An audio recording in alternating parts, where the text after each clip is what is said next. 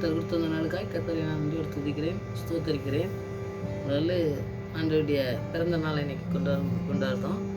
அதை கொண்டாடுறது பெருசு கிடையாது. ஆண்டவருடைய கிறிஸ்மஸ் அப்படின்னு சொல்லி கொண்டாடி நிறைய உலக பிரகாரமாக இந்த கிறிஸ்மஸ் வாழ்த்துக்கள் சொல்லி மற்ற செய்கிறத விட ஆண்டவர்கிட்ட முதலாவது அர்ப்பணித்து அவர் எதுக்காக வந்தார், எதுக்காக பிறந்தாருங்கிறத தெரிஞ்சுக்கிட்டு நாம் இந்த வாழ்த்துக்கள்லாம் சொல்லி மற்றவங்களுக்கு ஆண்டவர் பிறப்பை பற்றி நம்ம சொல்லும் பொழுது அந்த ஆசீர்வாதத்தை நம்ம சுதந்திரிக்க முடியும். அதனால் இந்த கிறிஸ்மஸ் வாழ்த்து நம்ம ஒவ்வொருத்தருக்கும் சொல்லும் பொழுதே ஆண்டவர் எதுக்கு வந்தார், எதுக்கு பிறந்தாருங்கிறத நம்ம புரிஞ்சுக்கிட்டு நம்ம மற்றவங்களுக்கும் சொல்லுவோம். நம்முடைய வாழ்க்கையிலையும் அதை கடைபிடிப்போம். ஆண்டவர் பெரிய காரியங்களையும் இந்த நாட்களில் செய்வார். அதுதான் இன்றைக்கி நம்ம தியானிக்க போகிறோம். கிறிஸ்து ஏன் பிறந்தார், எதுக்காக வந்தார், அந்த ரெண்டையும் நம்ம தெரிஞ்சுக்கிட்டு நம்ம வாழ்க்கையில் எல்லா அடிகளிலும் நம்ம எடுத்து வைக்கும் பொழுது ஆண்டவர் செய்கிற காரியங்கள் பெருசாக இருக்கும். ஏன்னா கிறிஸ்மஸ் அப்படிங்கிறது ஆண்டவர் பிறப்பை நம்ம கொண்டாடுறோம். நம்முடைய வாழ்க்கையில் பிறந்த நாள்லாம் கொண்டாடுறோம். வருஷத்துக்கு ஒருக்காருனா ஒவ்வொரு வருஷமும் பார்த்திங்கன்னாக்கி முதல் பிறந்த நாள், அப்புறம் ஒரு 40வது பிறந்த நாள், 50வது பிறந்த நாள், 60வது பிறந்த நாள்னு சொல்லி கொண்டாடுவோம். ஒவ்வொரு நாளும் கொண்டாடும்போது ஒவ்வொரு வருஷமும் கொண்டாடும்போது ஒரு மாற்றங்கள் இருக்குது. நமக்கு ஒரு வாலிப வயசு, வயதான வயசு, சின்ன பிள்ளையிலேருந்து நடக்கிற வயசு, அப்புறம் எழுந்திருக்கிற வயசு, அதெல்லாம் இருக்குது பார்த்திங்களா. அப்படி நம்ம ஒவ்வொரு இதாக ஸ்டெப்பாக வளர்ந்து நம்ம வர்றோம். வளர்ந்து வரும்போது பெரிய வயசானவர் 40 வயசானவரோ ஒரு 50 வயசான பிறகோ அவங்களுடைய வாழ்க்கை ஒரு வயசு மாதிரி இருக்கக்கூடாது. இந்த கிறிஸ்து எதுக்கு பிறந்தாருங்கிறத நம்ம சின்ன பிள்ளைல நம்ம தெரியாமல் இருந்திருக்கலாம். ஆனால் நம்ம கொஞ்சம் வளர வளர என்ன பைபிளை வாசிக்கும் போது நமக்கு தெரியும் போது அதனுடைய அர்த்தத்தை புரிஞ்சுக்கிட்டு நம்ம பிறந்துட்டோம், நமக்கு ஒரு கல்யாணம் பண்ணிட்டாங்க, நமக்கு பிள்ளைகள் பிறக்கிறாங்க, அவங்க பிள்ளைகளை நம்ம கல்யாணம் பண்ணி கொடுக்கோம் அப்படின்னு சொல்லி ஒன்றுன்னா நம்ம ஸ்டெப்பாக எப்படி போகிறோம் பார்த்திங்கன்னா நம்மளோட வாழ்க்கையில். அந்த மாதிரி நம்ம ஆண்டவர் பிறந்தது எதுக்குன்னு நம்ம தெரிஞ்சுக்கணும். எதுக்கு பிறந்தார், எதுக்காக நமக்கு வந்தார் அப்படிங்கிறத தெரியாமல் நம்ம உலகத்தில் எதுக்காக வந்தோம், எதுக்காக பிறந்தோம், எதுக்காக வாழ்ந்தோம் அப்படிங்கிறது தெரியாமல் நம்ம வாழ்கிறது இல்லை. நம்ம எல்லாத்தையுமே ஸ்டெப்பு வைக்கும்போது நல்லா கரெக்டாக பார்த்து செய்கிறோம். அது மாதிரி ஆண்டவர் நமக்காக என்ன செஞ்சார் அப்படிங்கிறத தெரியாமல் சும்மா ஏதோ நம்ம எல்லோரும் செய்கிறாங்க அப்படிங்கிறதுக்காண்டி நம்ம வீட்டை அலங்காரம் பண்ணுறோம், கிறிஸ்மஸ் கொண்டாடுறோம், நிறையா ஆடம்பரமான காரியங்கள்லாம் செய்கிறோம்.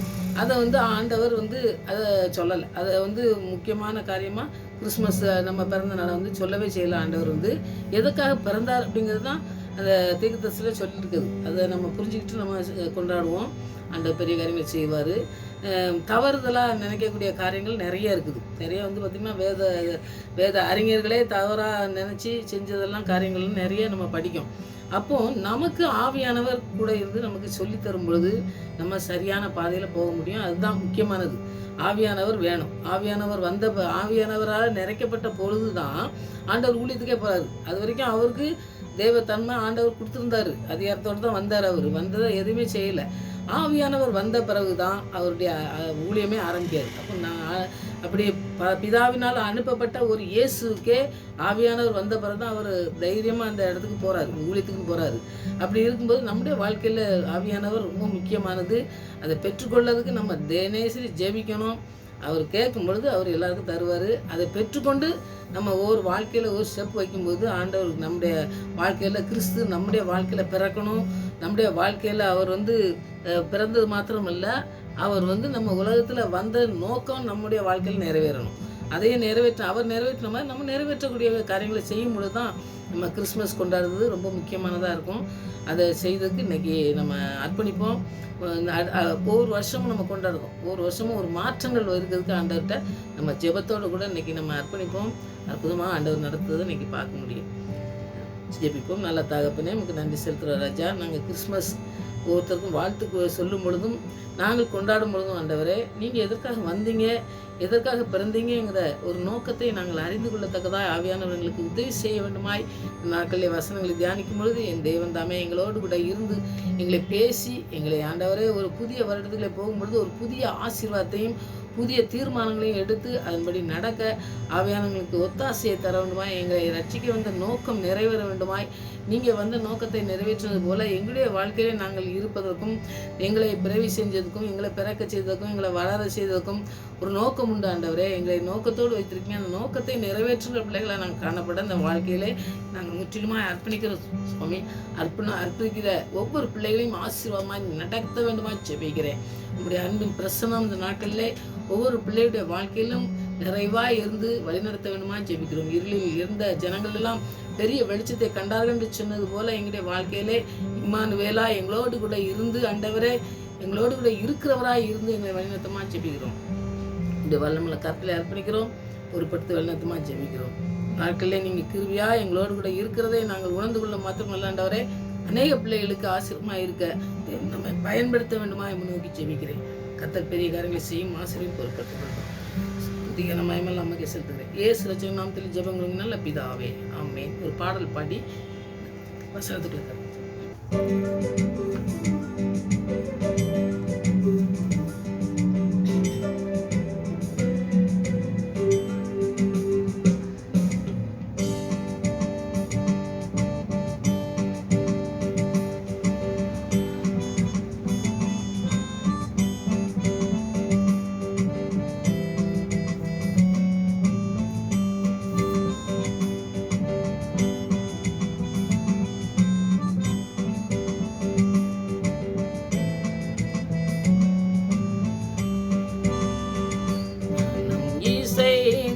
அனைவருடன் பிறப்பாய் தினம் வாழ்வது சிறப்பானது. மனம் இசைந்து அனைவரும் உடன் பிறப்பாய் தினம் வாழ்வது சிறப்பானது. நன்மையானது இன்பமானது மண் வாழ்வினில் பேரழகு. இசைந்து அனைவரும் உடன் பிறப்பாய் தினம் வாழ்வது சிறப்பானது.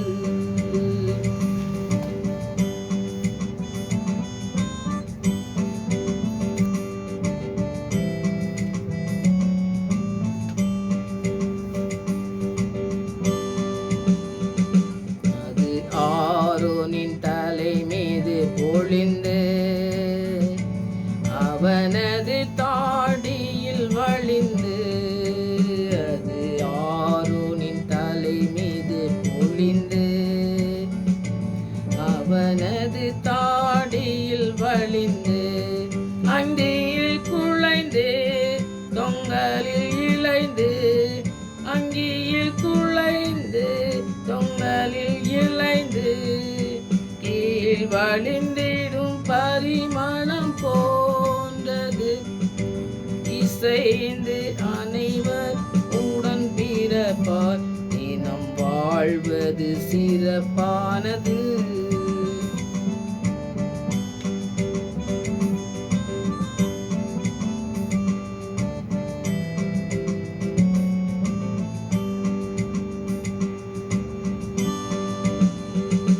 அது ஏர்மோனின் மலையதின் மேலும் சீயோனின் சிகரங்கள் மீதும்.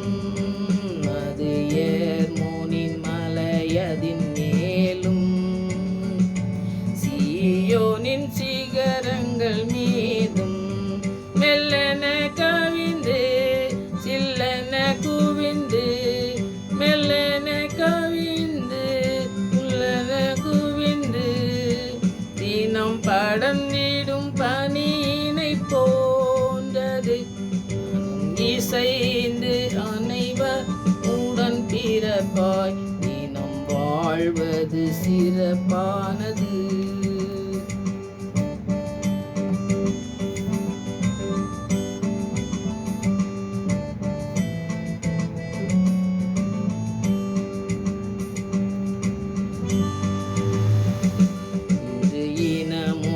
பொருநிலை கொண்டு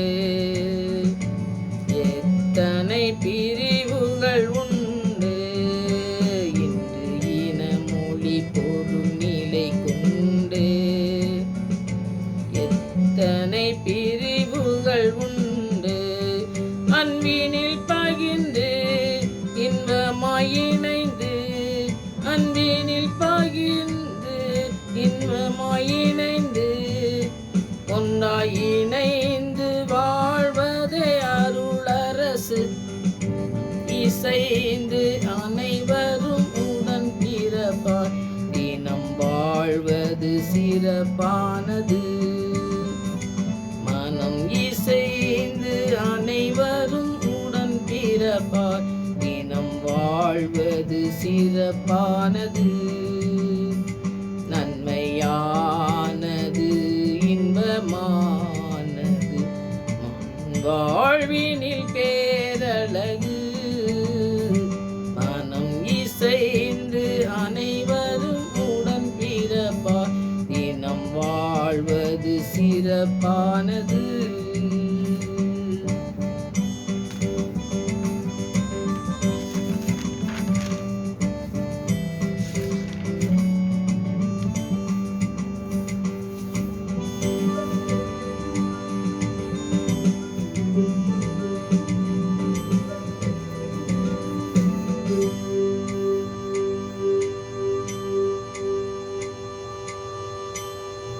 கிறிஸ்மஸ் நாளை இந்த நாளில் நம்ம அனுசரிச்சுட்டு இருக்கிற நாட்களில் நம்ம கிறிஸ்து எப்படி பிறந்தார், கிறிஸ்து எதற்காக வந்தார், இந்த 2 கேள்வியும் நம்முடைய இதயத்தில் கேட்டு நம்ம அதுக்குள்ள வசனங்களை நம்ம படித்து நிறைய பேருக்கு தெரிஞ்சிருக்கலாம். நிறைய தெரிஞ்சிருந்தாலும் தெரியாத காரியங்களை ஒருவேளை ஆண்டவர் மூலமாக பேசுகிறதுக்கு வச்சு தரணைக்கு அதன் மூலமாக ஆண்டவர் உங்களை ஆசீர்வதிப்பார்னு சொல்லி நான் விசுவாசத்தோடு தான் இந்த செய்தியை நான் தயாரித்தேன்.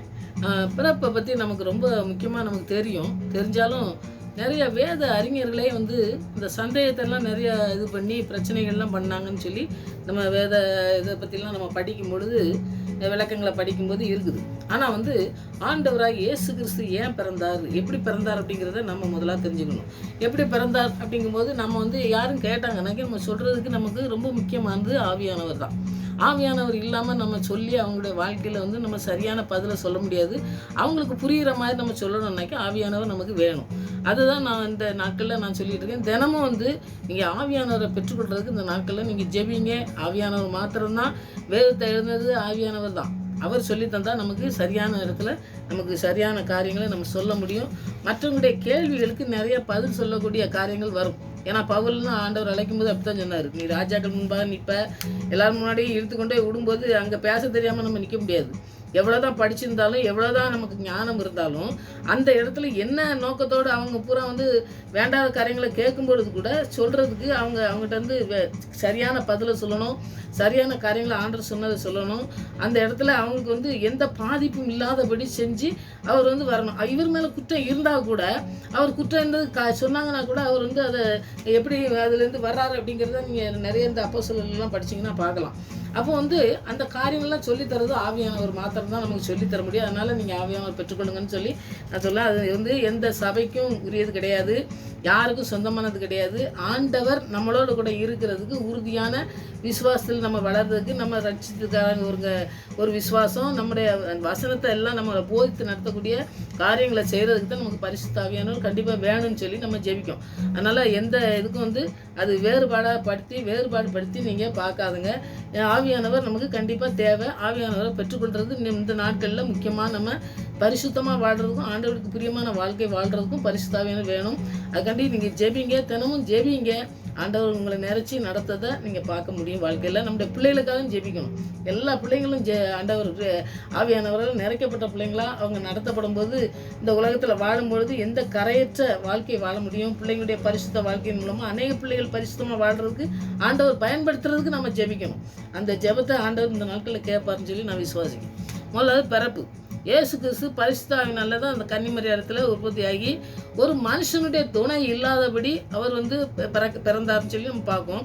ஆனால் எத்தனையோ குறைகள் சொன்னாலும் சரி, வேதத்தில் கிறிஸ்து பிறப்பதுக்கு 700 ஆண்டுக்கு முன்னரே ஏசாயா தீர்க்கதரிசி ஒரு கன்னியை கற்பவதியாகி ஒரு குமாரனை பெறுவாள், அவருக்கு இம்மானுவேல் என்று பெயரிடுவாங்க என்று வாக்குத்தத்தமாக, அதாவது இது நடக்கும் அப்படிங்கிறத எழுதி வச்சிருக்காரு. அப்போ இம்மானுவேல் சொன்னால் நம்மோடு இருக்கிறான்னு எல்லாருக்குமே தெரியும். அது ஏசாயா 7:14 இருக்குது. இந்த தீர்க்கதரிசனம் இயேசு ஒரு கன்னியின் வயிற்றில் பிறப்பார் அப்படிங்கக்கூடிய ஒரு காரியத்தை சொல்லக்கூடிய காரியங்களை நம்ம உறுதியாக நம்ப முடியும். ஏன்னா முன்னாடியே சொல்லிட்டாரு. இங்கே நம்ம பாவம் செஞ்ச காரியங்களை செய்யும் பொழுதே பார்த்தீங்கன்னாக்கி அதுக்கு முன்னாடியே தீர்க்கதரிசனம் மூலமாக சொல்லியிருக்காரு. சொன்ன காரியங்கள் நிறைவேறுது. அதுதான் நம்ம இங்கே படிக்கும். அப்போது நம்முடைய பாவத்துக்காகவும் நம்மளை மீட்டெடுக்காக தான் வந்தாருங்கிறத நம்ம முதலாவது தெரியணும். தெரிஞ்சால் தான் ஏசாயா தீர்க்கதரிசி ஏன் எழுதி வச்சார் அப்படிங்கிறதெல்லாம் நம்ம புரிஞ்சுக்கணும். நம்ம ஏசாயா தீர்க்கதரிசியை படிக்க நிறைய பேர் படிப்பாங்க. ஆனால் வந்து பார்த்திங்கன்னா எதுக்காக பிறந்தார், எத்தனை வருஷத்துக்கு முன்பாகவே ஆண்டவர் கிறிஸ்து பிறப்பார்னு சொல்லியிருக்காரு. அப்படிலாம் பிறக்க மாட்டார் அப்படின்னு சொல்லி சொன்னோம்னாக்கி எப்படி ஒரு கரெக்டான ஒரு கண்ணின் வயிற்றில் பிறப்பார் அப்படின்னு சொல்லி ஒரு பேரை எல்லாத்தையும் வச்சு ஆண்டவர் வந்து சொல்கிறது நம்ம பார்க்கணும். நிறைய பேர்கள்லாம் நம்ம பைபிளில் படிக்கும்போது பேர்கள் முன்னாடியே சொல்லி பேர்கள் வைக்கிறத நீங்கள் பார்க்க முடியும். அப்படி பேர்கள் வச்சு அதன்படி நடக்கும் பொழுது இந்த சிம்சன்னாலும் சரி சாமுவேல்னாலும் சரி அப்படிலாம் அவங்க வந்து அவங்க ஆண்டவர் என்ன நோக்கத்தோடு அழைத்தாரோ அந்த நோக்கத்தை நிறைவேற்றி முடிச்சும் பொழுது சாமுவேல்லாம் நல்லா அவர் அழைப்பை வந்து கரெக்டாக செஞ்சார். சிம்சன் செய்யலை, கடைசியில் மறிக்கும்போது பரிதாபமாக மறிக்கிறத நம்ம பார்க்க பார்த்தீங்களா. அது மாதிரி ஆண்டவர் அவர் என்ன நோக்கத்தோடு அழைச்சாரோ, அவர் கன்னியின் வயிற்றில் பிறக்கணும், அவர் பரிசுத்த ஆவினால் நிறைக்கப்பட்ட ஒரு கன்னியின் வயிற்றில் பிறக்கணும் அப்படிங்கிறத தீர்க்கதரிசி மூலமாக முன்னாடியே எழுதி வச்சிருக்கிறத நீங்கள் அதுதான் அந்த பிறப்பினுடைய ரகசியம். அந்த ரகசியத்தை ஆண்டவர் முன்பாகவே எழுதி வச்சு பேரெல்லாம் சொல்லி வச்சிருக்கிறதுனால இதை யாரும் மாற்றவே முடியாது. யாரும் குறை சொன்னாலும் சரி அவங்க வந்து மாற்றுறதுக்கு எந்த அதிகாரமும் அவங்களுக்கு ஆண்டவர் கொடுக்கல. நம்ம ஆண்டவர் வந்து வேதத்தின் அடிப்படையில் முன்பாகவே தீர்க்கதரிசி மூலமாக எழுதப்பட்ட வார்த்தைகள் நிறைவேறுது. அதுதான் அது இன்னும் பிறப்பில் வந்து எப்படி இருக்கணும் அப்படிங்கிறத வந்து அதையும் சொல்லியிருக்காரு. ஒரு 3 பாயிண்ட் நான் சொல்கிறேன் பாருங்கள். முதலாவது இயேசு கிறிஸ்து ஒரு மானிடனை அவதரிக்க வேண்டும். அந்த மனுஷனாக பிறந்து அந்த மனுஷன் தான் ஒரு மனுஷன் செஞ்ச தவறை வந்து மனுஷன் வந்து விழுந்து போனதை மனுஷனாக பிறந்து பாவம் இல்லாமல் பிறக்கணும். அதை வந்து முதல்ல வந்து கண்ணின் வயிற்றில் பிறக்காரு. அப்போ பரிசுத்த ஆவினால் தான் அவர் பிறக்காருன்னு நம்ம பார்ப்போம். அப்போ அவதரிக்க வேண்டும். அவர் ஒரு பெண் வயிற்றில் தான் பிறக்க முடியும். ஏன்னா ஒரு ஏதோ நம்ம ஆண்டவர் வந்து எங்கேருந்து அனுப்புனார் அப்படின்னு சொல்லி சொல்கிற கட்டுக்கதெல்லாம் நம்ம வந்து ஒருத்தரும் நம்ம வந்து அது ஒரு சரியான ஒரு காரியம் கிடையாது. ஏன்னா ஒரு குழந்தையாக இருந்தனாக்கி ஒரு தாயின் வயிற்றில் பிறக்கணும் அப்படிங்கிறது எல்லாருக்குமே நமக்கு தெரியும். அதனால ஆண்டவர் என்ன செய்தாருன்னா ஒரு பெண்ணின் வயிற்றில் மானிடனாக பிறந்து, அதாவது மனுஷன் மாதிரி பிறக்கணும். ஒரு பரிசுத்தமாக வாழ மனுஷனாக பிறந்து அவர் தான் பாவம் இல்லாத மனுஷன் தான். பாவம் செய்கிற மனுஷனுக்கெல்லாம் பழைய ஏற்பாட்டு காலத்தில் ஆடு மாடு அதெல்லாம் பண்ணாங்க. அதனால அந்த பலி செலுத்துறதுனால அவங்களுடைய பாவம் முழுசும் வந்து நிறைவேறலை. அவங்க வந்து சரியான காரியங்கள் செஞ்சு நம்ம பாவம் செஞ்சதுக்கு இது சரியாக போச்சு அப்படின்னு சொல்லி எந்த இதுவுமே முடியலை. அதனால் ஆண்டவர் பரிசுத்த ஆவியினால் நிறைக்கப்பட்ட ஒரு பரிசுத்த மனுஷன். அந்த மனுஷன் வந்து பாவம் செய்யாத மனுஷன் தான் வந்து இந்த பாவத்தை எல்லாம் சுமந்தாரு. ஆனால் பாவம் செய்யாத மனுஷனாக இருக்கணும், பாவத்தில் அவதரிக்காத மனுஷனாக இருக்கணும். அதனால் அவர் அப்படி தான் ஒரு பெண்ணின் வயிற்றில் பிறந்தார். ரெண்டாவது பார்த்திங்கன்னாக்கி பரிசுத்தம் உள்ளவராக இருக்கணும். அவர் வந்து பரிசுத்தம் உள்ளவராக இருக்கணும். பரிசுத்த ஆவினால் உற்பத்தி, அதாவது பரிசுத்த ஆவி உண்மையில் நிழலிடம்னு சொல்லுவார்ல, அந்த பரிசுத்த ஆவினால் நிறைக்கப்பட்ட நிறையில தான் அந்த குழந்தைய உருவாகணும் அப்படிங்கிறது. பரிசுத்தமுள்ளவராக இருக்கிறது மாத்திரம் இல்லை பாருங்க, அவர் வந்து பிதாவுக்கு அவர் பிள்ளையாக இருக்கணும். அவர் பிதாவை தான் அனுப்புகிறாரு. அவருக்கு பிள்ளையாக இருக்கும்போது அவரே மாதிரி தான் பரிசுத்தமாக இவரும் இருக்க முடியும் அப்படிங்கிற இந்த 3 காரியமும் வந்து அவர் பிறப்பின் காரியத்திலே ஆண்டவர் நமக்கு சொல்லி தந்துட்டார். நமக்கு தெரியும் கண்டிப்பாக இதெல்லாம் இந்த 3 காரியமும் இங்கே பரிசுத்தம் உள்ளவர் தான். அவர் பரிசுத்தம் கண்ணியின் மாதிரி வயிற்றில் தான் பிறக்காரு. பரிசுத்த ஆவியானவரால் உருவாக்கப்பட்ட ஒரு மனுஷனாக பிறந்து அவர் பாவம் இல்லாமல் இருந்து அந்த நம்மளை வந்து ரட்சிக்கிறதுக்கு வந்தார் அப்படிங்கிறத முக்கியமாக இதெல்லாம் தெரிஞ்சுக்கணும் நம்ம இந்த காரியத்தை செய்யும்போதே. இப்போ நம்ம வந்து இந்த பிறந்த காரியங்களை வந்து நம்ம செய்யும்போது பார்த்திங்கன்னா இந்த மரியாள்னு பார்க்கும்போது கன்னி மரியாள் வந்து யோசேப்புக்கு நியமிக்கப்பட்ட ஒரு நம்ம இப்போ நிச்சயம் பண்ணுவாங்க பார்த்தீங்களா, அது நமக்கு தான் சாதாரணமாக தெரியும். ஒரு பெண்ணை வந்து நிச்சயம் பண்ணி அதுக்கப்புறம் தான் திருமணம் அதெல்லாம் செய்வாங்க பார்த்தீங்களா. அந்த மாதிரி நிச்சயிக்கப்பட்டிருக்கிறதுக்கு அவங்க எல்லாம் நிச்சயிக்கப்பட்டு இந்த பெண்ணை வந்து கல்யாணம் பண்ண போகிறோம் அப்படின்னு சொல்லதுக்கு எல்லாம் கூடி வர்றாங்க. இப்போ சொந்தக்காரங்கள்லாம் வருவாங்க நம்ம வீட்டில். அது மாதிரி அவங்கெல்லாம் வர்றதுக்கு முன்னாடியே அப்படின்னு போட்டிருக்கு. இது ரொம்ப முக்கியமானதுங்க. நம்ம படிக்கும்போது முக்கியமாக வசனத்தை ரொம்ப ஆழமாக படிக்கும் பொழுது அதனுடைய கருத்து எவ்வளோ பெருசாக இருக்குதுன்னு நமக்கு தெரியும். ஏன்னா யாராவது தவறாக நம்மகிட்ட கேள்வி கேட்கும்போது கூட இந்த காரியங்களை சொல்லி நம்ம அவங்களுக்கு பேச முடியும். அவங்க கூடி வர்றதுக்கு முன்னாடியே அவள் பரிசுத்த ஆவியினாலே கர்ப்பவதியாயிருந்தா என்று காணப்பட்டது அப்படின்னு சொல்லி நம்ம மத்தேயு 1:18 நீங்கள் படிக்கலாம். அதனால் ஆண்டவர் எப்படி உருவாக்கப்பட்டார்னா கன்னியாக இருக்கும் பொழுது பரிசுத்த ஆவினால நிழலிடப்பட்டு அந்த அம்மா வந்து கர்ப்பவதியானாங்கன்னு சொல்லி நம்ம பார்ப்போம்.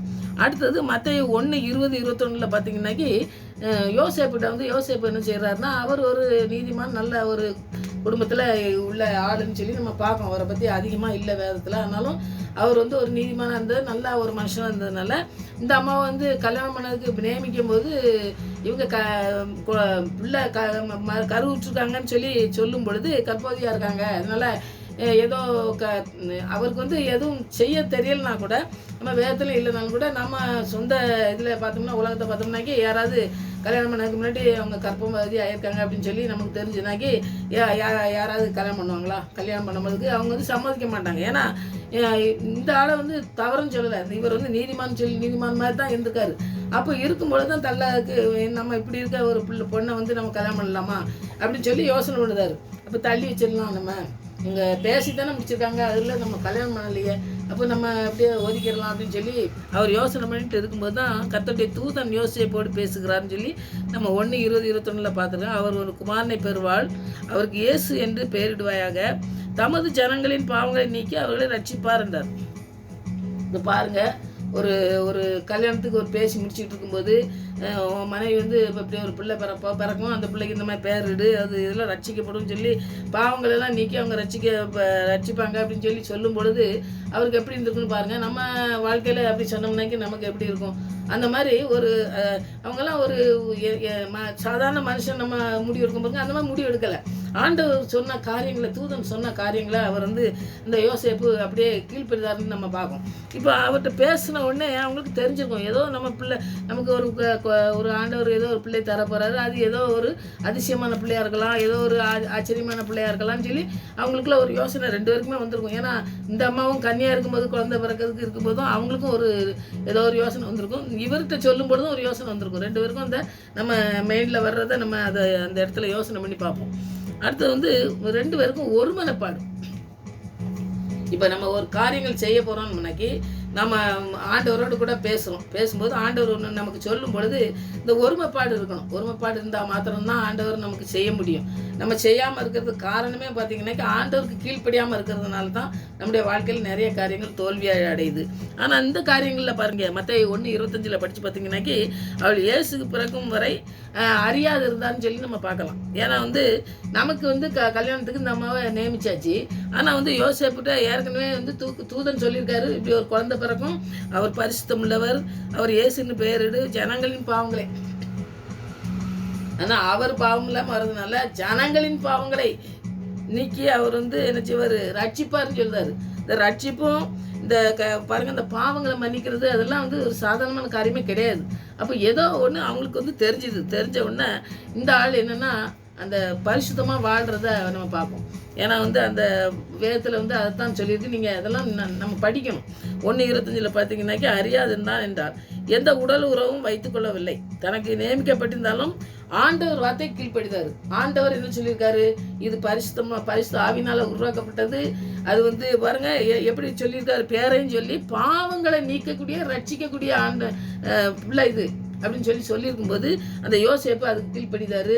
அந்த மரியாள் அந்த 2 பேருமே அதுக்கு கீழ்ப்படுத்ததை நம்ம பார்ப்போம். இந்த இடத்துல பாருங்கள், அவர் வந்து இந்த நாட்கள்லாம் அப்படி இருக்கிறது இல்லை.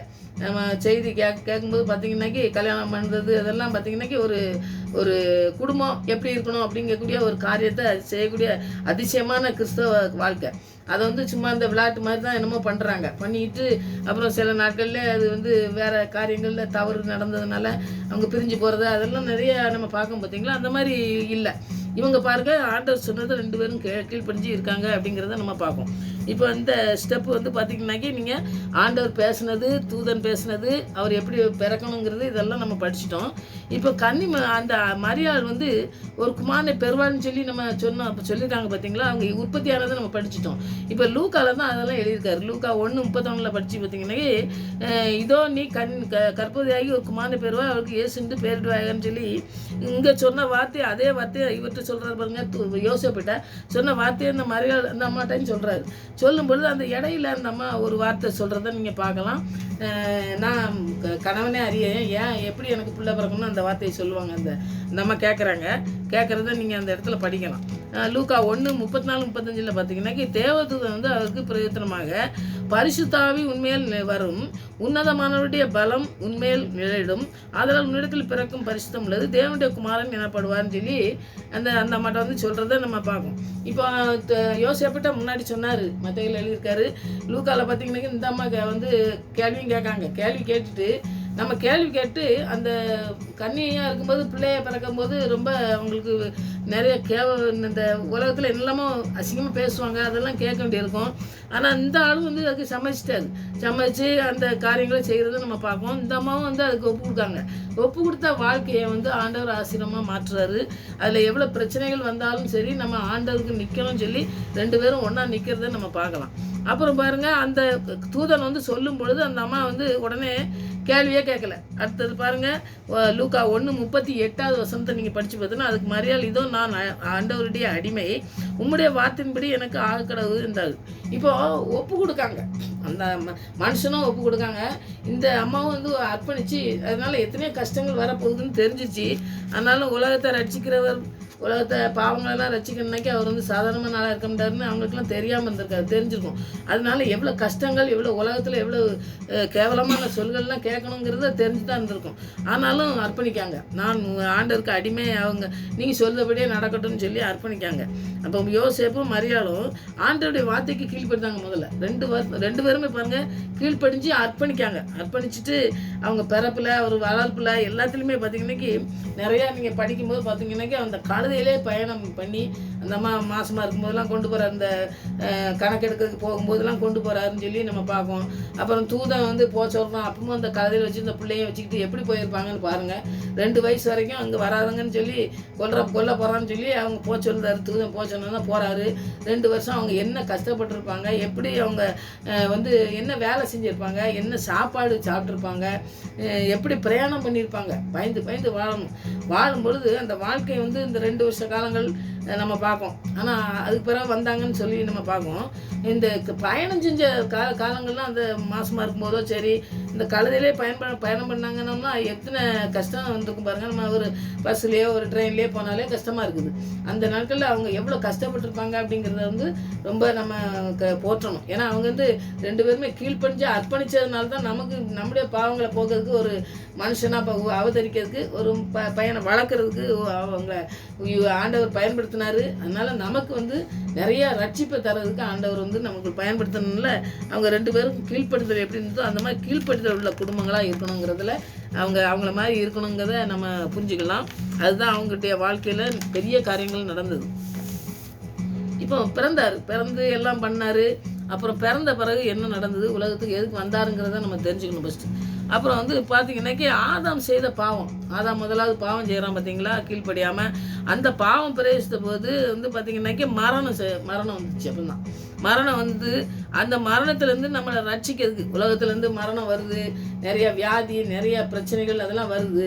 ஆனால் ரட்சிப்புங்கிறது ஆண்டுகிட்டேருந்து தான் பெற்றுக்கொள்ள முடியும் அப்படிங்கிற ஒரு உறுதியான விசுவாசம் வந்து நமக்கு இருக்கணும். ஏன்னா வந்து ஆண்டவர் தான் நம்மளை வந்து ரட்சிக்க முடியும், பாவத்திலேருந்து ரட்சிக்க மனுஷகுமாரனுக்கு அதிகாரம் உண்டுன்னு சொல்லி நம்ம வேறு வசனத்தில் படிக்கும். ஏன்னா பாவத்திலேருந்து வேறு யாருமே மன்னிக்கிறதுக்கோ ஒரு எந்த அதிகாரமும் இல்லை. பழைய ஏற்பாட்டு காலத்திலலாம் இந்த மிருகங்களெல்லாம் வச்சு இது பண்ணாங்க. ஆனால் வந்து அதனால பாவம் முழுமை அடைஞ்சு நம்ம விடுதலையே பெறவே இல்லை. அதனால் ஆண்டவர் வந்து வந்தார், பிறந்தார். அவர் தான் நம்மளை ரட்சிக்கிறதுக்கு வந்தார். இழந்து போனதை தேடவும் நம்மளை ரட்சிக்கவும் அவர் வந்தார். மனுஷகுமாரனா வந்தார். மனுஷகுமாரன் தேடவும் ரட்சிக்கவும் நம்மளை வந்து தேடி வந்தார். நம்முடைய பாவங்களை வந்து ரட்சிக்க வந்தார்.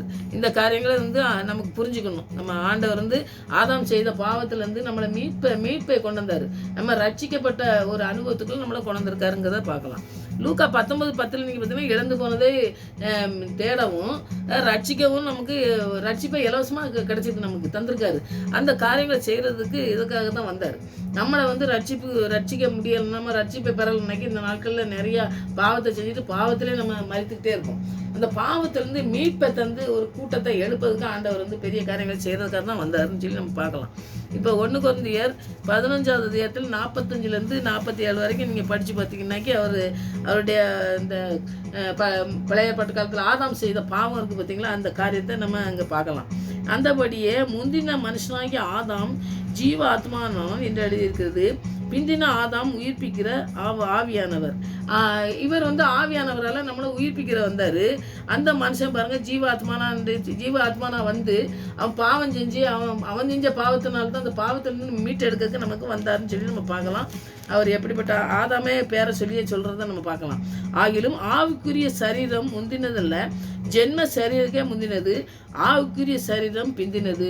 இந்த வசனங்களுடைய கருத்துக்களெல்லாம் நம்ம ஆவியானவர் சொல்லித்தர நம்ம படிக்கும் பொழுது நிறைய காரியங்களை நம்ம படிச்சுக்கொள்ள முடியும். இந்த 47வது வசனத்தை நீங்கள் படித்து பார்த்தீங்கன்னாக்கி, முந்தின மனுஷன் பூமியிலிருந்து உண்டான மண்ணானவர், மண்ணினால ஆண்டவர் உண்டாக்கின இந்த மனுஷன் யார்? முந்தின ஆதாம் வந்து மண்ணினால் உருவாக்கப்பட்ட. 2வது மனுஷன் வானத்திலிருந்து வந்த கர்த்தர். அவர் வந்து வானத்திலிருந்து வந்து ஆவியானவரால் தொடப்பட்ட ஒரு மனுஷனாக பிறந்து நம்முடைய பாவங்களை எப்படி மண்ணானவன் எப்படிப்பட்டவனோ மண்ணானவர்களும் அப்படிப்பட்டவர்களே, வானத்துக்குரியவர் எப்படிப்பட்டவரோ வானத்துக்குரியவர்களும் அப்படிப்பட்டவர்களே. அப்போ ஆண்டவரால் ரட்சிக்கப்பட்ட பிள்ளைங்க எப்படி இருப்பாங்க? அப்போ மனுஷன் சாதாரண மனுஷனால உருவாக்கப்பட்டு அவன் எப்படி இருப்பான்? அவன் பாவம் செஞ்சுட்டு இருக்கான். அந்த பாவத்திலிருந்து மீட்பை தரதுக்கு நமக்கு வந்திருக்காரு அப்படிங்கிறத நம்ம முதலாக புரிஞ்சுக்கணும். அந்த காரியங்கள் மாத்திரமில்லை, அவர் வளர்ந்தார் பார்த்தீங்களா, அந்த வளர்ந்ததையும் கூட படிச்சிங்கன்னாக்கி ரொம்ப நிறைய இருக்குது. நீங்கள் படிங்க. இதெல்லாம் நம்ம ஆண்டவரை பற்றி நிறைய தெரிஞ்சுக்கணும். ஆண்டவர் நமக்கு முன்மாதிரியை நிறைய சொல்லி தந்திருக்காரு. அதெல்லாம் படிக்காமல் சும்மா வார்த்தைகளுமா ஏதோ ஒன்று சொல்கிறத மொத்தம் நம்ம படிச்சிட்டோம் அப்படின்னு சொல்லிட்டு நம்ம இருக்கோம். அப்படி இருக்கக்கூடாது. வேதத்தை நாம படிக்கணும். நாம் படித்து நம்ம ஆண்டவரே எங்களுக்கு இந்த அர்த்தத்தை சொல்லித்தாங்க, இதன்படி நடக்கணும்னாக்கி நாங்கள் வந்து எங்களுக்கு வந்து நீங்கள் சொல்லித்தந்து அது எங்களுடைய இருதயத்தில் வேலை செய்யணும். எங்களுடைய ஆவி ஆத்மா சரீரத்துக்கு வந்து போஜனத்தை தரக்கூடியதாக இருக்கணும். அப்போ தான் நாங்கள் வாழ்க்கையில் நாங்கள் உங்களுக்கு பிரியமாக வாழ முடியும்னு சொல்லி ஆண்டவர்கிட்ட கேட்டு நம்ம பெற்றுக்கொள்ளணும். இப்போ லூக்கா 2:41 நீங்கள் பார்த்தீங்கன்னாக்கி, அவங்க வந்து எப்போவுமே வருஷந்தோறும் போய் ஒரு பஸ்கா பண்டிகைக்கு வந்து போகிறது எருசலேமுக்கு போவாங்கன்னு சொல்லி நம்ம பார்க்கலாம். அப்போ வந்து போகும்பொழுது வருஷந்தோறும் போகிறாங்க. சின்ன பிள்ளைலாம் கூப்பிட்டு போகும்போது அவர் போகிறாரு, எல்லாம் நிறைய விளாண்டாரு, நிறைய அர்த்தம் செஞ்சார் அப்படிங்கிறதெல்லாம் நிறைய பழைய சரித்திரங்களை நீங்கள் படிச்சிங்கன்னாக்கி இருக்குது. அந்த மாதிரி போயிட்டு பண்டிகைக்கு ஆலயத்துக்கு போயிட்டு வந்துட்டுருக்காரு. ஆனால் லூக்கா 2:46, 48, 51 வரைக்கும் நீங்கள் படித்து பார்த்தீங்கன்னாக்கி, அவங்க வந்து போன உடனே அவர் போயிட்டு அப்படியே போய் இருந்துக்கிட்டார். அங்கே போய் இருந்துட்டாருன்னு சொல்லி நம்ம பார்ப்போம். லூக்காவில் நம்ம 2வது அத்தியாயத்தில் நீங்கள் வந்து படிக்கலாம். 46வது வசனத்தை நீங்கள் படித்து பார்த்தீங்கன்னாக்கி, வசனத்தை நீங்கள் படித்து பாருங்கள். படித்து பார்த்தா தான் உங்களுக்கு தெரியும்.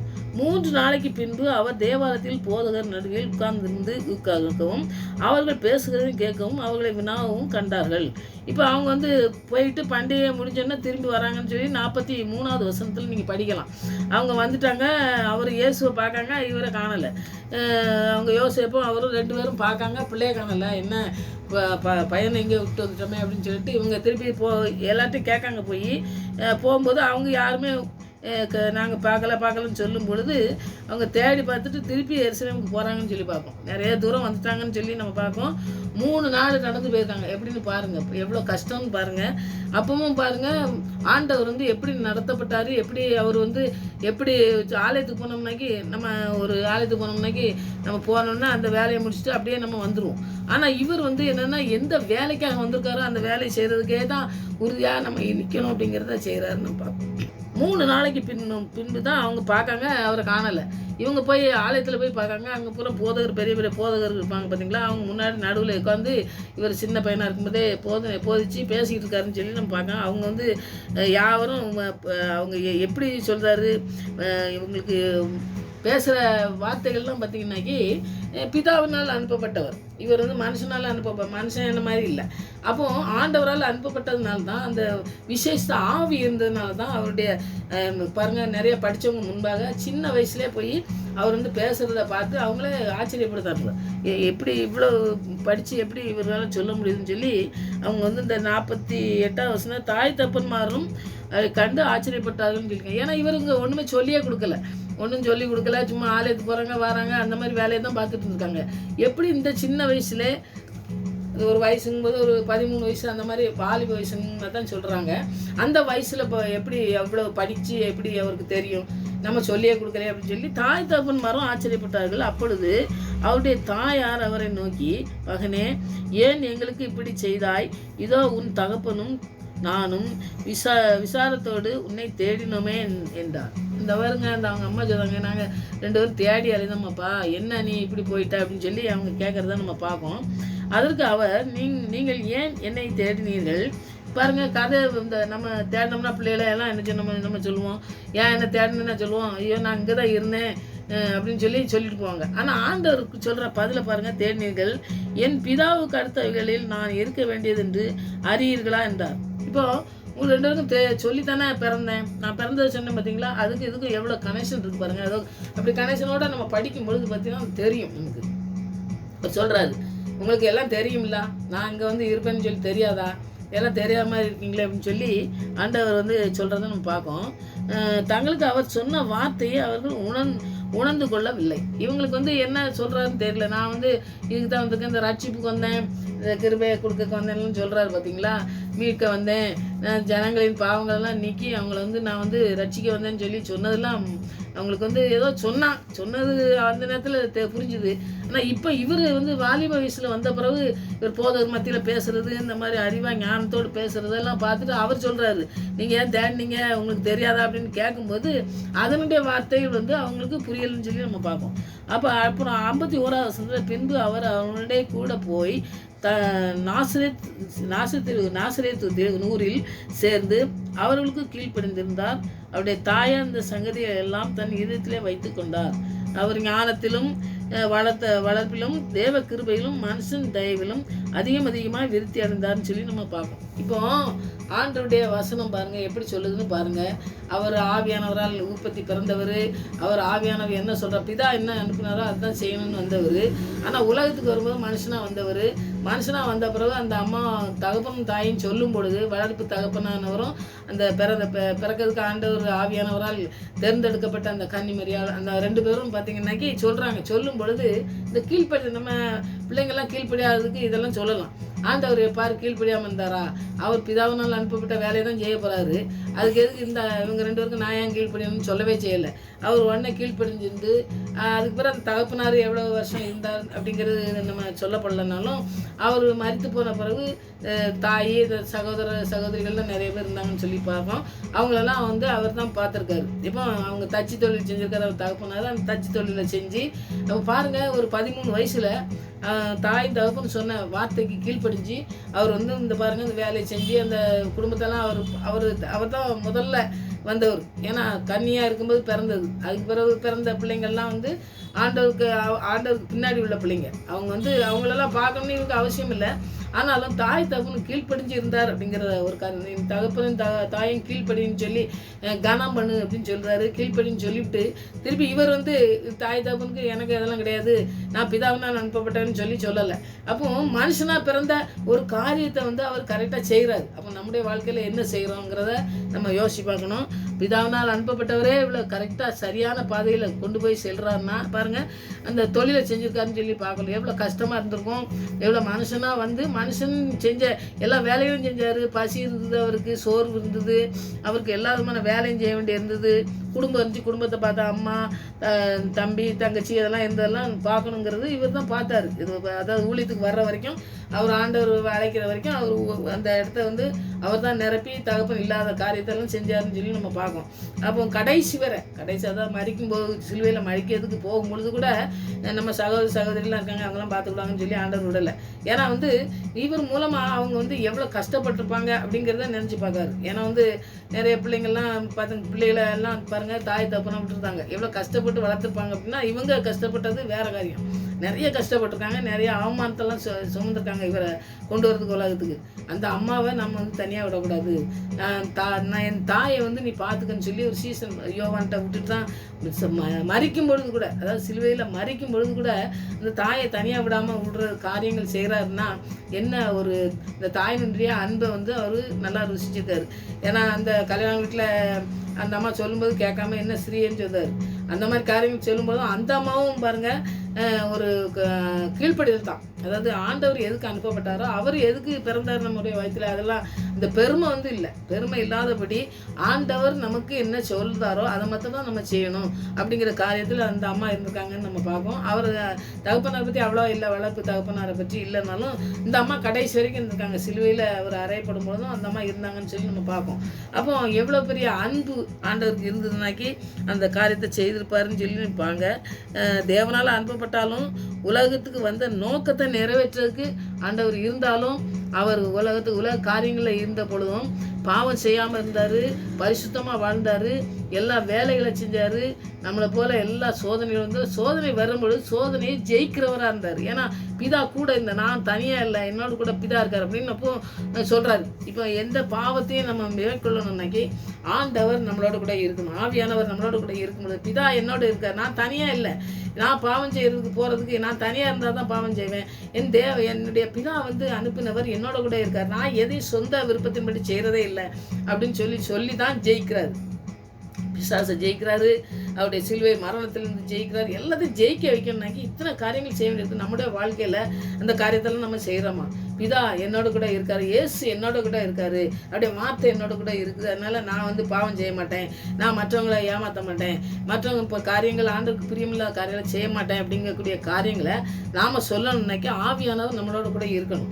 நம்ம இருந்து இந்த கிறிஸ்து எதுக்காக வந்தார், எதுக்காக பிறந்தாருங்கிறத நம்ம உறுதியாக நம்ம விசுவாசிக்கும் பொழுது தான் இந்த சிலுவை காட்சிகளை நம்ம முன் நிறுத்தி நமக்காக எத்தனை பாடுகளை பட்டு எத்தனை வேதனைகள் பாருங்கள், குத்தப்பட்டு எல்லாம் முள்முடி சூடப்பட்டு எல்லாம் அடிக்கப்பட்டு விழாவில் குத்தப்பட்டு எத்தனை காயங்கள், இந்த 5 காயங்களும் எனக்காக தான் ஆண்டவர் பட்டார். அதனால எனக்கு வந்து ரட்சிப்பு வரணும், என்னுடைய பாவத்திலேருந்து எனக்கு ரட்சிப்பு வரணும். நம்ம பாவத்தில் கிடந்து அப்படியே மூழ்கி கிடக்கும் பொழுது நம்மளை பரிசுத்தமாகிறதுக்கு நம்மளை ஆண்டவர் பிறந்தார் அப்படிங்கிறத நம்ம உறுதியாக விசுவாசித்து அதை நம்ம முழுவதுமாக நம்பி ஆண்டவர் என்ன செஞ்சுருக்காரு அப்படிங்கிறத நினச்சி அதெல்லாம் ஆண்டவருக்கு நன்றி சொல்லி இந்த கிறிஸ்மஸை கொண்டாடும் போது இந்த கிறிஸ்மஸ் உண்மையாகவே நம்முடைய வாழ்க்கையில் ஒரு புதிய ஒரு கிறிஸ்மஸாக மாறும். கிறிஸ்து வந்து நம்முடைய இருதயத்தில் பிறக்கணும், நம்முடைய செஞ்ச காரியங்கள் எல்லாம் நமக்கு தெரியணும், நமக்கு வந்து நாமளும் அதை செய்யறதுக்கு ஆவியானவர் நமக்கு உதவி செய்ய நம்ம ஜெபிக்கணும். அப்படிப்பட்ட காரியங்கள்லாம் செய்யும் பொழுது மாத்திரம்தான் பிதாவை உங்களுடைய கரத்திலே நான் ஆவியை கொடுக்கங்க அப்படியே மறுத்து போகிறேன்னு சொல்லலை. அப்போ பிதா என்ன அனுப்புனாரோ அந்த காரியத்தை கடைசி வரை செய்து முடிக்கிறது மாதிரி நம்முடைய வாழ்க்கையிலையும் பாருங்கள், நம்ம ஆவியானவரால் நம்மளை நினச்சிருந்தாருனாக்கி அதனால ஒரு பெருமையோ ஒரு பெரிய காரியங்கள் நமக்கு இருக்குதுன்னு சொல்லி பெருமைப்படாதபடி ஆண்டவர் நம்மளை தன்னைத்தான் தாழ்த்துக்கிறவன்னு உயர்த்தப்படுவான். பெருமை உள்ளவனுக்கு ஆண்டவர் வந்து கிருபையை தர முடியாது. நம்ம தாழ்த்தும் போது கிருபையை தருவார். கிருபை இலவசமாக கிடைக்குன்னு நம்ம ஏற்கனவே படித்தோம். கிருபையை தந்து நம்மளை நடத்தக்கூடிய நல்ல தகப்பன் நம்மளோடு கூட இருக்க நம்ம இந்த நாட்கள் இந்த கிறிஸ்மஸ் கொண்டாடும் போது ஜெபிப்போம். ஆண்டவர் எதுக்கு பிறந்தாரு, எதுக்காக வந்தார் அப்படிங்கிறத, எப்படி பிறந்து வளர்ந்து அவர் எப்படிப்பட்ட காரியங்கள்லாம் செஞ்சுருக்காரு நமக்கு, அதை ஒவ்வொரு நாளும் நம்ம நினச்சி நம்ம ஜெபிக்கணும். பிறந்ததையும் நினச்சி ஜெபிக்கணும். சிலுவையில் நமக்காக சிந்தப்பட்ட இரத்தத்தினால் நம்ம பாவ மன்னிப்பை பெற்றுக்கொண்டோம் என்ற அந்த ரகசியத்தையும் நம்ம வந்து ஒவ்வொரு நாளும் ஆண்டவரே எங்களுக்காக எத்தனை பாடுகளை பற்றி எங்களை பாவத்திலேருந்து எவ்வளோ மன்னிச்சு எங்களை பரிசுத்தமாக்கிறதுக்கு வந்தீங்களே, உங்களுக்கு நன்றி ஆண்டவரே. நீங்கள் பிறந்ததுனால, நீங்கள் பிறந்தது உலகத்தில் பிறந்தது மாத்திரமல்ல, எங்களுடைய உள்ளத்தில் எங்களுடைய சரீரம் முழுவதிலும் நீங்கள் உங்களுடைய இரத்தத்தினால் கழுவப்பட்ட அந்த பிறப்பின் மறுபிறப்பின் ஒரு உறுதியான விசுவாசம் எங்களுக்கு இந்த நாட்களை தாங்க ஆண்டவரேன்னு சொல்லி நம்ம ஜெபித்து இந்த நாட்களில் நம்ம அர்ப்பணிப்போம். இந்த புதிய வருடத்துலையும் ஆண்டவர்கிட்ட அர்ப்பணிப்போம். அற்புதமாக புதிய வருஷத்தை மாற்ற ஆண்டவர் நமக்கு வல்லமை உள்ளவராக இருக்காரு. இந்த வல்லமை பெற்றுக்கொள்கிற பிள்ளைகளாக நாங்கள் காணப்பட இந்த நாட்களில் முற்றிலுமாய் அர்ப்பணித்துருங்க. அர்ப்பணித்து ஜெபிங்க, அந்த பெரிய காரியங்களை செய்வார். ஆமென். ஜெயிப்போம்.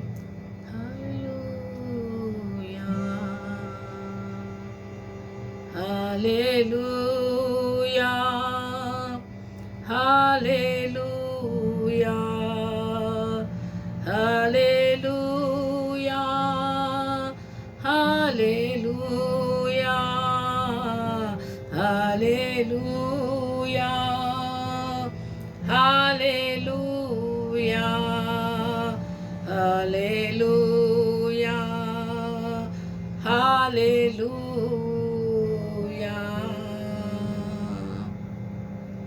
நல்ல தகப்பனே, நன்றி செலுத்துகிற சுவாமி. இந்த உலகத்தில் எங்களுக்காக பிறந்ததுக்காக நன்றி. எங்களுக்காக மரித்து இன்றைக்கும் உயிரோடு ஜீவனுள்ள தேவனா எங்களோடு கூட இருக்க எங்களை ஆண்டவரே பாவத்திலிருந்து ரட்சிப்பை தருவதற்காக கிருபையாய் இறங்கினீரே, நன்றி சுவாமி. அதை நினைத்து நாங்கள் ஒவ்வொரு நாளும் எங்களுடைய உள்ளத்திலே பிறக்க நாங்கள் அர்ப்பணிக்கிற பிள்ளைகளாய் காணப்பட கிருபை செய்யுங்க. ஏன்னோ வருடத்தில் ஒரு நாள் அல்ல ஆண்டவரே, ஒவ்வொரு நாளும் நீங்க பிறக்கணும், எங்களுடைய இதயத்திலே பிறக்கணும் ஆண்டவரே. அந்த ரட்சிப்பின் அனுபவத்தை நாங்கள் பெற்றுக்கொள்ளணும் ஆண்டவரே. அந்த ஆவியானவரின் ஆளுகைக்குள்ளே நாங்கள் முற்றிலுமாய் அர்ப்பணிக்க ஆண்டவரே. அர்ப்பணிக்கிற பிள்ளைகள் அநேகர் எழும்பத்தக்கதான் அந்த நாட்கள்ல ஆண்டவரே. இந்த வசனங்கள் எல்லாம் ஆண்டவரே எங்களுடைய வாழ்க்கையிலே ஒரு கிரியை செய்து ஆண்டவரே ஒரு புதிய அனுபவத்துக்களே கொண்டு வர வேண்டுமா ஜெபிக்கிறேன் ஆண்டவரே. உங்களுடைய பரிசுத்த ரத்தம் எங்களை முற்றிலுமாய் கழுவி இருப்பதை உணர்ந்து கொள்கிற பிள்ளைகளாய் காணப்பட அநேக பிள்ளைகள் எழும்பத்தக்கதாய் தேவ இந்த நாட்களிலே கிரியை செய்ய வேண்டுமா ஜெபிக்கிறேன் ஆண்டவரே. உடைய வல்லமுள்ள பிரசன்னம் இந்த நாட்களிலே ஆண்டவரே ஒவ்வொருடைய பிள்ளைகளுடைய வாழ்க்கையிலும் பிரவேசித்து இங்கே உள்ளத்திலே பிறக்க வேண்டுமா ஜெபிக்கிறேன் ஆண்டவரே. ஒரு ஆண்டவரே மறுபிறப்பின் அனுபவத்தை பெற்றுக்கொள்ளட்டும் பிள்ளைங்கள் ஆண்டவரே. இந்த காயப்பட்ட கருத்தினால் சுகத்தை பெற்றுக்கொள்ளட்டும் ஆண்டவரே. ஒவ்வொரு பிள்ளைகளும் ஆண்டவரை ஆசீர்வதிக்கப்படட்டும். ஒவ்வொரு பிள்ளைகளுடைய வாழ்க்கையிலும் இங்கே பரிசுத்தத்தை தாங்க ஆண்டவரே. ஒரு பரிசுத்த கூட்டங்கள் எழும்பத்தக்கதாய் பிள்ளைகளை பயன்படுத்துங்க ஆண்டவரே. உங்களுடைய பரிசுத்த ரத்தம் மாத்திரம் தான் எங்களை பரிசுத்தப்படுத்த முடியும், எங்களை ரட்சிப்பின் தர முடியும். அந்த ரட்சிப்பை பெற்றுக்கொள்கிற பிள்ளைகளாய் காணப்பட தேவ ஆவியானவர் இந்த நாட்களே கிரியை செய்யத்தக்கதாக ஜெபிக்கிறேன் ஆண்டவரே. உடைய வல்லமுள்ள பிரசன்னம் இந்த நாட்களே நிறைக்க வேண்டுமா ஜெபிக்கிறேன் ஆண்டவரே. உடைய வசனத்தின் மூலமா எங்களோடு பேச வேண்டுமா ஜெபிக்கிறேன் ஆண்டவரே. வசனம் மாத்திரம்தான் எங்களுக்கு எல்லாவற்றையும் போதித்து நடத்தக்கூடியதாக இருக்கிறது என்பதை உணர்ந்து ஆண்டவரே உங்களுடைய பாத்திலே அமர்ந்திருக்க கிருபை செய்யுங்க ஆண்டவரே. ஒவ்வொருடைய வாழ்க்கையிலும் கிரியை செய்யுங்க ஆண்டவரே. ஒருடைய வாழ்க்கையை நீங்க பொறுப்பெடுத்துக் கொள்ள வேண்டுமா ஜெபிக்கிறேன் ஆண்டவரே. இந்த ஆவியானவர் எங்க உண்டு அங்க விடுதலை உண்டு மாத்திரம் அல்ல ஆண்டவரே. நீங்க வந்த பொழுதுதான் எங்களுடைய வாழ்க்கையிலே ஒரு புதிய திருப்பமே வரும் என்று ஒவ்வொரு பிள்ளைகளும் அர்ப்பணிக்கட்டும் ஆண்டவரே. இந்த அற்புதத்தை பெற்றுக்கொள்ளட்டும் ஆண்டவரே. அற்புத கரத்தினால் தொடப்படட்டும் ஆண்டவரே. உங்களுடைய அதிசயத்தை பெற்றுக்கொள்ளட்டும். அதிசயமாய் செய்கிற காரியங்களே ஆண்டவரே அனுபவிக்கிற நாட்களாய் இந்த புதிய வருடம் மாறட்டும் ஆண்டவரே. அப்படிப்பட்ட காரியங்களை நீங்க செய்து வழிநடத்த போர்க்காயும் நன்றியோடு துதிக்கிறேன், ஸ்தோத்தரிக்கிறேன் ஆண்டவரே. கடைசி நாட்களிலே வாழ்ந்து கொண்டிருக்க எங்களுக்கு உடைய கிருபையினால் நிறைத்து வழி நடத்த வேண்டுமா ஜெபிக்கிறேன் ஆண்டவரே. உடைய பிரசன்னம் எங்களை நடத்த வேண்டுமா ஜெபிக்கிறேன் ஆண்டவரே. இந்த உலகம் எங்களை ஆண்டவரே தள்ளிவிட்டாலும் எங்களை தள்ளாமல் அணைக்கிற ஒரு கரம் உண்டு. ஹல்லேலூயா, ஸ்தோத்தரிக்கிறேன் ஆண்டவரே. அந்த கருத்துக்களை நாங்கள் தங்கி இருக்க எங்களுக்கு கிருபை தாங்க ஆண்டவரே. இந்த இரக்கத்தை காட்டி எங்களை நடத்துகிற நாட்களாக இந்த நாட்கள் மாறட்டும் ஆண்டவரே. ஒருடைய வாழ்க்கையிலும் நீங்க பிரவேசிங்க ஆண்டவரே. ஒருடைய வாழ்க்கையிலும் நீங்க செய்திருக்கிற திட்டங்கள், நீங்க வைத்திருக்கிற ஆண்டவரே அவருடைய வாழ்க்கையிலே வைத்திருக்கிற திட்டங்கள் நிறைவேறட்டும் ஆண்டவரே. எங்களுடைய சொந்த முயற்சினால் நாங்கள் ஆண்டவரே முடிவு எடுக்காதபடி தேவனுடைய சித்தத்துக்கும் தேவனுடைய திட்டத்துக்கும் அர்ப்பணிக்கிற ஒரு நாளாக இந்த நாட்கள் மாற வேண்டுமா ஜெபிக்கிறேன் ஆண்டவரே. அப்படியே நீ செய்து வழிநடத்த போறதுக்காக நன்றி. பிள்ளைகள் எல்லாம் அர்ப்பணிக்கட்டும் ஆண்டவரே. அர்ப்பணிக்கிற ஒவ்வொரு பிள்ளைகளையும் நீங்க ஆசீர்வதிங்க, அற்புதமாய் நடத்துங்க, அதிசயங்களை செய்யுங்க ஆண்டவரே. கண்டுகொள்ளட்டும், அநேகர் கண்டுகொள்ளட்டும், அநேகர் கண்டுகொள்ளட்டும் ஆண்டவரே. உடைய நாமம் மகிமைப்படட்டும் ஆண்டவரே. உடைய நாமத்தை மகிமைப்படுத்துகிற பிள்ளைகளாக நாங்கள் வாழ எங்களை வைத்திருக்கிற நோக்கம் நிறைவேற என் தேவன் தாமே இந்த நாட்களை நடத்த வேண்டுமா முன்னோக்கி ஜெபிக்கிறோம் ஆண்டவரே. கர்த்தர் பெரிய காரியங்களை செய்து வழிநடத்த போறதுக்காக நன்றி செலுத்துறோம். எங்களுடைய ஜெபத்துக்கெல்லாம் பதில் கொடுத்து இருக்கிறபடியா நன்றி செலுத்துறோம் ஆண்டவரே. இன்னமும் அதிகமாக நடத்த போறதுக்காக நன்றியோடு துதிக்கிறேன், ஸ்தோத்தரிக்கிறேன் ஆண்டவரே. கிருபையினாலும் நன்மையினாலும் நீங்க ஆண்டவரே நடத்தி செல்ல வேண்டுமா இந்த கருத்தில் அர்ப்பணிக்கிறோம். உடைய பாதத்தில் எப்பொழுதும் தங்கியிருக்க நாங்கள் தனியா இல்லை, பிதா என்னோடு கூட இருக்கிறான்னு சொன்னீங்களே ஆண்டவர். அதுபோல நீங்க எப்பொழுதும் எங்களோடு கூட இருந்து இதை நடத்துவதை நாங்கள் கண்டுகொள்வது மாத்திரமல்ல, அநேக கண்டுகொள்ளத்தக்கதாய் தேவ ஆவியானவர் உதவி செய்கிற நாட்களாய் இந்த நாட்கள் மாற்றுவதற்காக நன்றி. ஒவ்வொரு பிள்ளைகளுடைய வாழ்க்கையிலும் நீங்க பிரவேசித்து அவருடைய வாழ்க்கையிலே நீங்க வைத்திருக்க திட்டத்தை நிறைவேற்றி ஆண்டவரே உடைய நாமத்தை மகிமைப்படுத்த வேண்டுமா ஜெபிக்கிறேன் ஆண்டவரே. எந்த இடத்துல வைக்கப்படும் அந்த இடத்துல தலை நிமிர்ந்து நிற்க நீங்க கிருபை பாராட்ட வேண்டுமா ஜெபிக்கிறோம். ஒவ்வொரு பிள்ளைகளையும் அப்படியே ஆசீர்வதித்து வழிநடத்த போறதுக்காக நன்றி. கேட்கிற எல்லாவற்றையும் தேவைகளை சந்தித்து வழிநடத்துங்க ஆண்டவரே. இந்த நாட்களில் எல்லாவற்றையும் நீங்க பொறுப்பெடுத்து வழிநடத்துவதே அவர்கள் கண்டுகொண்டு உண்மை துதிக்கிற பிள்ளைகளாய் காணப்பட தேவன் கிருபை செய்து வழிநடத்த போறதுக்காக நன்றி செலுத்துறேன், துதிக்கிறேன், ஸ்தோத்திரிக்கிறேன் ஆண்டவரே. எங்கள் ஜெபத்துக்கெல்லாம் பதில் கொடுத்து விட்டு இந்த விசுவாசத்திலே நாங்கள் பலப்பட கிருபை செய்யுங்க. மறுபடியும் அவங்க சமூகத்தில் வருமுறை காத்து வழிநடத்தமா ஜெபிக்கிறேன். போக்கில் பார்த்து இந்த நாட்கள் வரை நடத்துனீங்களே, இன்னமும் நடத்த போறதுக்காக நன்றி செலுத்துறேன், துதிக்கான மகிமெல்லாம் நமக்கே செலுத்துறேன். ஏசு ரட்சகர் நாமத்தில் ஜெபம் நல்ல பிதாவே, ஆமென்.